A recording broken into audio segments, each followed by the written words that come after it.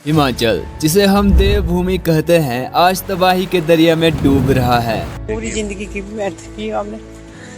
शादी करो छोड़ो कभी भी हो जाएगी, लेकिन रहने लायक जगह नहीं मिल रही है। अभी गांव में बाढ़ आई, मेरे पापा और मेरी बहन बाढ़ में बह गए, भेड़ बकरी सारे बह गए, सारी संपत्ति खत्म हो गई, घर बार सारे बाढ़ में ले गए। बड़ी मुश्किल से अपनी जान बचा के भागे उस दिन। अब हमारे पास कुछ भी नहीं है। ये आंखों से झलकती हुई पानी की बूंदें हमें साफ बता रही है कि हिमाचल के लोग अभी किस हालात से गुजर रहे हैं। पता नहीं क्यों ऐसा हो रहा है, हमारे साथ ही इतना बुरा होना था। जगह जगह बादल फट रहे हैं, जमीन फिसल रही है और छोटे छोटे नाले नदियों का रूप ले चुके हैं। लोग अपने ही घरों में दफन होते जा रहे हैं।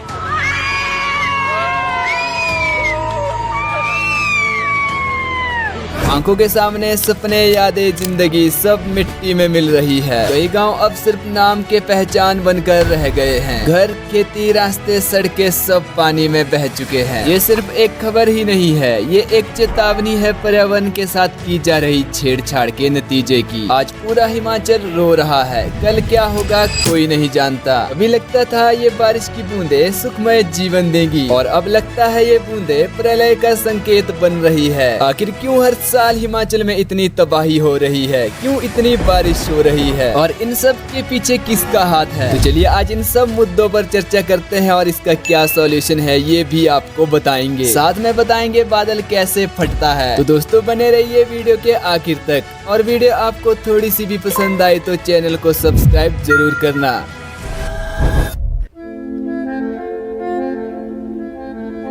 तो सबसे पहले बात करेंगे हिमाचल में हर साल इतनी तबाही क्यों हो रही है। सामने जो आपको डंगा दिख रहा है, ये 2023 में भी चला गया था और अभी देखिए 2025 में ये दोबारा से चला गया। पिछले कुछ सालों में हिमाचल के पहाड़ों पर बिना प्लानिंग के कंस्ट्रक्शन, रोड्स, होटल्स और माइनिंग का काम हुआ है और हो भी रहा है। जो मिट्टी कभी पानी को ऑब्जर्व किया करती थी, आज वो सीमेंट और कंक्रीट में दब चुकी है। ऐसी ऐसी जगह पर सड़कें बना रहे हैं जहाँ शायद जरूरत ही नहीं है, लेकिन क्या करे, हिमाचल के लोग अब इतने आलसी होने लगे हैं कि उन्हें रोड घर के आंगन तक चाहिए। लोगों के पास इतना ज्यादा पैसा हो गया है कि ऐसी ऐसी जगह होटल, बिल्डिंग्स बना रहे हैं जहां पर कभी हरे भरे पेड़ हुआ करते थे, पर पेड़ों को तो ऐसे काटा जा रहा है जैसे बर्थडे का केक हो। ना पेड़ है ना उनकी जड़ें, जिससे मिट्टी में पकड़ बनी रहती थी। ऊपर से अब क्लाइमेट पूरी तरह से चेंज हो चुका है, जिसकी वजह से बारिश का पैटर्न बदल गया है। हर साल बरसात अपने समय से पहले हो रही है। जो बारिश पहले 10 दिनों में हुआ करती थी, अब उतनी ही बारिश 2 दिनों में हो रही है। पर इसके पीछे एक बहुत बड़ी वजह है, वेस्टर्न डिस्टरबेंस यानी पश्चिमी विक्षोभ। आइए इसको विस्तार से समझते हैं। ये एक मौसमी प्रणाली है जो मूल रूप से भूमध्य सागर और कैस्पियन सागर के आसपास से उत्पन्न होती है। इसमें नमी और तेज हवाएं होती है। यह पश्चिम से चलते हुए ईरान, अफगानिस्तान और पाकिस्तान के रास्ते भारत के उत्तरी पश्चिमी हिस्से जैसे राजस्थान, पंजाब, हरियाणा, हिमाचल और जम्मू कश्मीर में प्रवेश करता है। वहाँ की नमी वाली हवाएं और यहाँ की स्थानीय ठंडी हवाएं आपस में टकराती है। नतीजा भारी बारिश और बर्फबारी, साथ में ओलावृष्टि। इसमें और भी ज्यादा बढ़ोतरी तब होती है जब इसमें अरब सागर और कभी कभी बंगाल की खाड़ी से भी नमी मिल जाती है। साउथ इंडिया में इसका असर उतना नहीं होता क्योंकि वहाँ पर ऊंची पहाड़ियाँ बहुत कम है। अब आप ये जरूर सोच रहे होंगे कि अगर वेस्टर्न डिस्टरबेंस हर साल ऐसे ही आता है तो इस बार ही क्यों इतनी बारिश और तूफान देखने को मिल रहा है। दोस्तों इसके पीछे भी एक वजह है धरती का गर्म होना। साइंस की भाषा में हर 1 डिग्री सेल्सियस गर्मी पर 7% ज्यादा नमी पकड़ लेती है। इसका मतलब जितनी ज्यादा गर्मी तो उससे ज्यादा नमी, और ज्यादा नमी तो ज्यादा बारिश। आई होप आप समझ गए होंगे। सुनने में ये भी आ रहा है कि लोग जंगलों में कई प्रकार की खेती कर रहे हैं। जहाँ वो खेती करने वाले होते हैं उस जगह पर स्प्रे करते हैं ताकि फालतू का घास खत्म हो जाए। इस वजह से सिर्फ मिट्टी ही मिट्टी रहने के कारण पूरे पहाड़ मिनटों में नीचे गिर रहे हैं।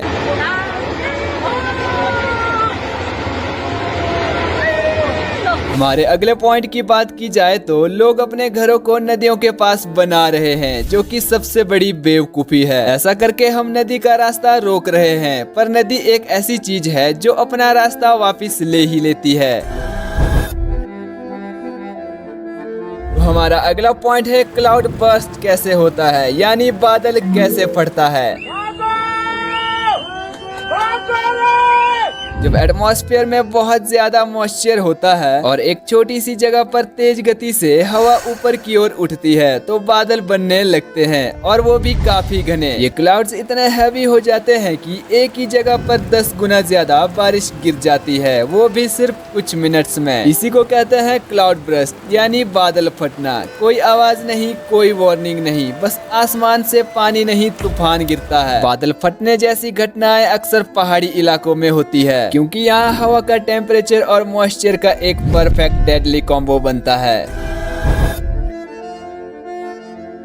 1 सितंबर 2025 को हिमाचल प्रदेश की सरकार ने हिमाचल को आपदा प्रभावित राज्य घोषित कर दिया है क्योंकि अभी तक इस साल बादल फटने और अचानक बाढ़ आने की वजह से 51 से भी ज्यादा घटनाएं हो चुकी है और इसमें 400 से भी ज्यादा लोगों की मौत हो चुकी है। राज्य को 4500 करोड़ रुपए से भी ज्यादा का नुकसान हो चुका है, जिसमें लगभग 5100 घर पूरी तरह से और 2700 घर आंशिक रूप से नष्ट हो गए हैं। पूरे मॉनसून सीजन के हिसाब से सन 1937 में सबसे ज्यादा बारिश का रिकॉर्ड था, लेकिन 2025 में यह रिकॉर्ड टूट गया है और इस मॉनसून के दौरान 1010 मिलीमीटर बारिश हुई है, जो कि सच में एक बहुत बड़ा नंबर है।